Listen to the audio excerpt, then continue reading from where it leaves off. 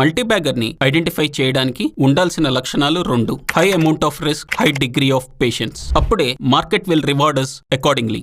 మనం జనరల్ గా ఇన్వెస్ట్ చేసే ఇన్స్ట్రుమెంట్స్ ని రిస్క్ కర్వ్ లో రిలేటివ్ గా పెట్టి ఎక్స్ప్లెయిన్ చేస్తాను. అప్పుడు మీకు క్లారిటీ వస్తుంది what are we aiming for in a multibagger stock అని. ఇక్కడ మన సేవింగ్స్ అకౌంట్స్ లో ఉండే డబ్బుని క్యాష్ గా చూపించడం జరిగింది.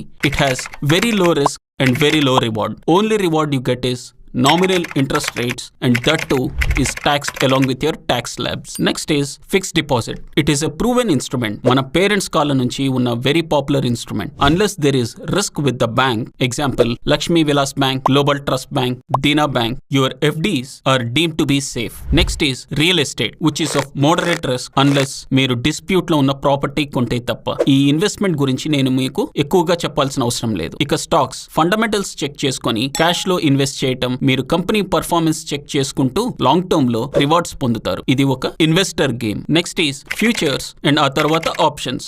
మార్కెట్ డైనమిక్స్ డైలీ ట్రాక్ చేసుకుంటూ ఇన్వెస్ట్ చేసుకోవాలి. This is a traders game. Recent గా రీటైల్ ఇన్వెస్టర్స్ అంటే మనలాంటి వాళ్ళని ఎక్సెసివ్ స్పెక్యులేషన్ నుంచి ప్రొటెక్ట్ చేయడం కోసం సెబీ కాంట్రాక్ట్ సైజ్ పెంచడం లాంటి రూల్స్ తీసుకొచ్చింది. This is a high risk and reward game. In my opinion దీనికి మించిందే మల్టీ బ్యాగర్. Happy investing.